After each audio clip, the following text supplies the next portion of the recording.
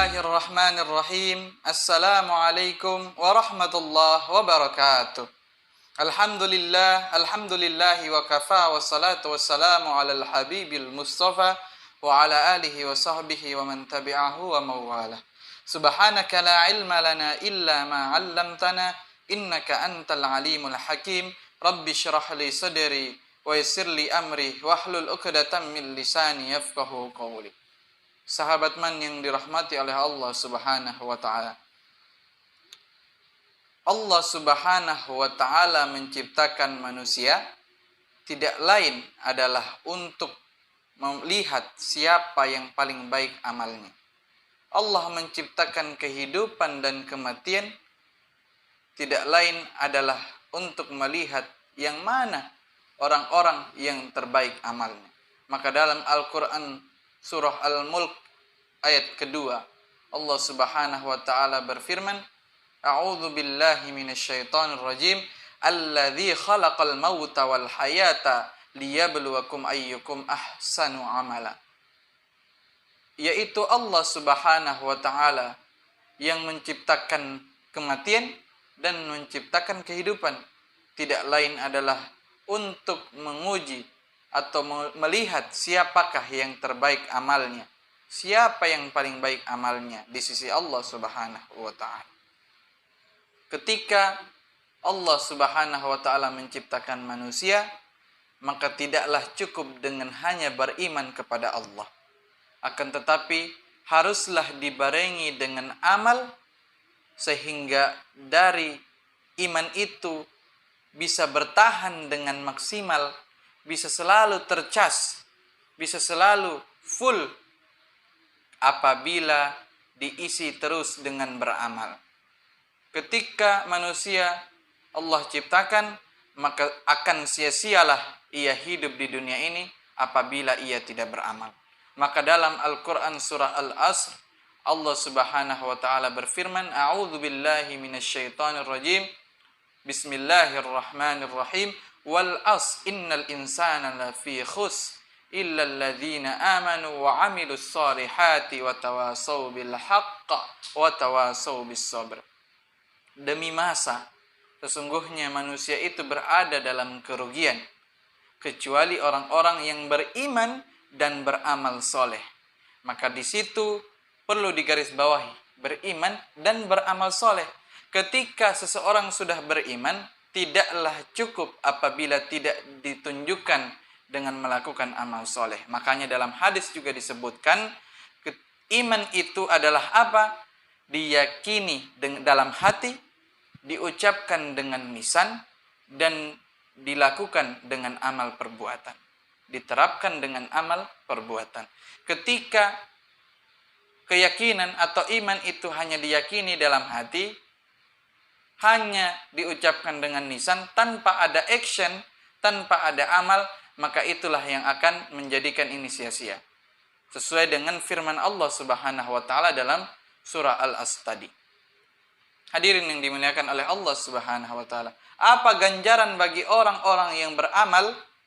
Allah Subhanahu wa ta'ala menyebutkan dalam Al-Quran surah Al-Baqarah ayat 25. Wa basyiril ladzina amanu wa 'amilus solihat anna lahum jannatin tajri min tahtihal anhar. Dan berikanlah kabar gembira kepada orang-orang yang beriman dan beramal soleh. Kenapa mereka? Karena mereka mendapatkan anna lahum jannatin tajri min tahtihal anhar. Mereka mendapatkan surga yang mengalir di bawahnya sungai-sungai. Maka sangat penting kita beramal, karena tanpa amal, kehidupan dunia hanyalah sia-sia. Dan kehidupan akhirat akan mengalami kehancuran. Kita akan sengsara apabila tidak beramal. Maka dari itu, amal merupakan hal terpenting setelah iman. Apabila kita tidak beramal, maka itulah yang akan merusak kebahagiaan hidup kita, baik itu di dunia maupun di akhirat. Hadirin yang dimuliakan oleh Allah Subhanahu wa ta'ala. Pembagian amal itu ada 3 macam. Ada namanya amal pokok, amal wajib. Ada namanya amal penunjang atau sunnah, dan ada namanya amal bonus. Apa itu amal wajib? Amal wajib adalah amal yang apabila kita kerjakan mendapatkan pahala, akan tetapi apabila kita meninggalkannya akan mendapat dosa.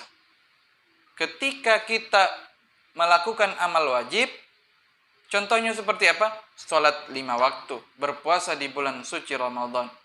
Melakukan amal-amal wajib, maka itu ganjarannya pahala. Tetapi apabila kita tinggalkan amal-amal wajib tersebut, itulah yang akan menimbulkan dosa bagi kita.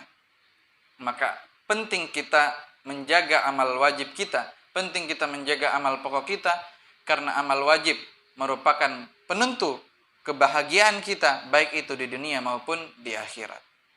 Hadirin yang dimuliakan oleh Allah Subhanahu wa ta'ala. Yang kedua ada amal penunjang atau amal sunnah. Nah, ini merupakan amal yang menyempurnakan amal wajib yang kita kerjakan. Kita ketahui sendiri bahwa mungkin ada kekurangan-kekurangan dalam sholat wajib kita. Maka itulah disempurnakan sholat itu dengan amal-amal sunnah yang kita kerjakan. Atau sholat-sholat sunnah yang kita kerjakan. Maka sholat sunnah rawatib misalnya contoh, merupakan sholat yang bisa menyempurnakan sholat wajib yang kita kerjakan. Ya, tidak ada satupun manusia mungkin yang merasa diri bahwa dia sudah bagus, sudah diterima sholatnya, sudah tidak ada lagi kesalahan dalam sholatnya. Tidak ada pasti yang merasa begitu.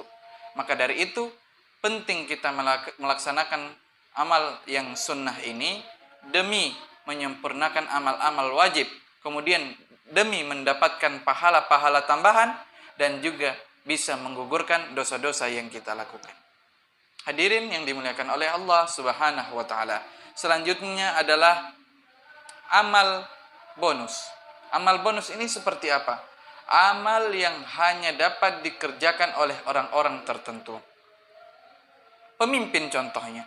Pemimpin, amal bonusnya adalah ketika ia menggunakan kekuasaan yang diamanahkan oleh Allah Subhanahu wa ta'ala, digunakan sebaik-baiknya, digunakan untuk menolong agama Allah Subhanahu wa ta'ala. Nah, itu akan mendapatkan amal bonus. Contoh misalnya apabila seorang pemimpin melakukan amal-amal yang biasa, maka orang-orang lain saja bisa. Contoh, pemimpin melakukan sholat duha, maka orang-orang yang bukan pemimpin pun dapat melakukannya. Apa amal bonus bagi pemimpin? Itu tadi, dia melakukan atau bertanggung jawab atas amanah yang telah Allah berikan kepada dia, maka itulah yang menyebabkan dia mendapatkan amal bonus. Dari amal-amal tadi yang sudah disebutkan, nah muncullah pertanyaan, apakah ada hal-hal yang dapat menyebabkan amal-amal yang kita lakukan itu menjadi sia-sia atau tidak diterima oleh Allah Subhanahu wa ta'ala? Maka jawabannya adalah ada. Kenapa? Ketika amal tersebut dibarengi dengan hal-hal berikut ini, maka amal tersebut berpotensi menjadi amal yang tidak diterima di sisi Allah Subhanahu wa ta'ala. Hal-hal tersebut adalah yang pertama, dia tidak ikhlas karena Allah Subhanahu wa ta'ala. Maka dalam surah Al-Furqan ayat 23 Allah Subhanahu wa ta'ala berfirman, "Wa qadimna ila ma 'amilu min 'amalin faj'alnahu haba'an mansura."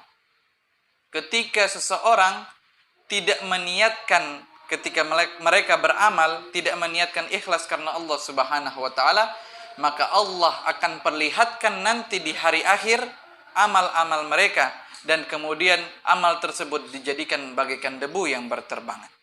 Na'udzubillahi min zalik. Sesungguhnya hal-hal yang kita telah perbuat di dunia, kemudian ketika di akhirat hanya bagaikan debu, itu sangat sia-sia, itu sangat menjadi kehancuran bagi diri kita. Maka penting kita beramal dengan ikhlas karena Allah Subhanahu wa ta'ala. Innamal a'malu binniyat wa innamal likulli imri'im ma nawa. Sesungguhnya segala sesuatu itu tergantung pada niatnya, maka beramallah berbuatlah niatnya ikhlas karena Allah Subhanahu wa taala, maka Allah Subhanahu wa taala akan membalas hal tersebut sesuai dengan apa yang diniatkan. Kemudian hal yang menyebabkan amal itu tidak berguna adalah amal yang dibuat-buat. Amal yang dibuat-buat tanpa ada syariat yang membolehkan. Hal ini membuat orang-orang yang beramal akan tidak diterima amalnya oleh Allah Subhanahu wa taala. Dibuat-buat hal-hal yang tidak sesuai syariat ia lakukan. Maka itulah yang akan tidak diterima oleh Allah Subhanahu wa taala. Bahkan ia mengikuti amalan-amalan dari kaum-kaum tertentu. Misalnya seperti melakukan hal-hal yang tidak diperbolehkan dalam Islam tetapi diambil atau diadopsi dari agama yang lain.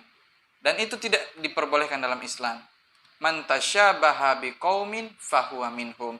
Barang siapa yang mengikuti suatu kaum, tradisi suatu kaum, maka dia termasuk kaum tersebut.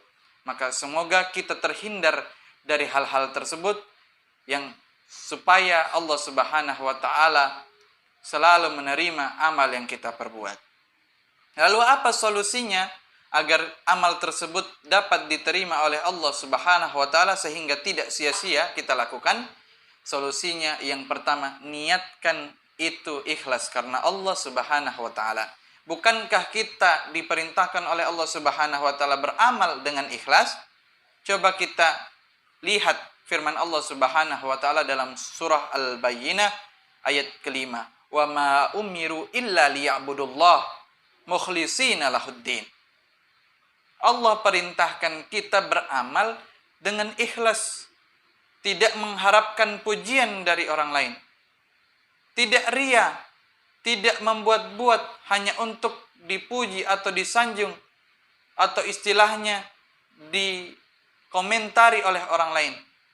Nah, ini tidak diperbolehkan dalam Islam. Ketika kita ikhlas karena Allah Subhanahu wa taala, maka amal tersebut insya Allah Allah akan terima dan Allah akan berikan kebahagiaan hidup dunia dan akhirat.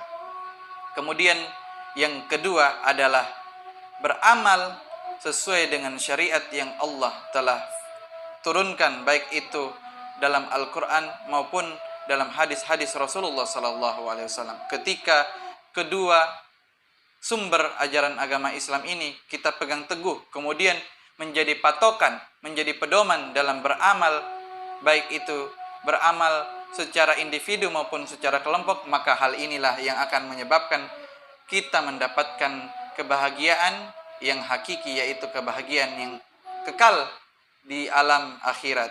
Amin ya rabbal alamin. Mudah-mudahan kita menjadi orang-orang yang cerdas dalam beramal sehingga amal tersebut dapat diterima oleh Allah Subhanahu wa taala. Syukran, jazakumullahu khairan. Wassalamualaikum warahmatullahi wabarakatuh.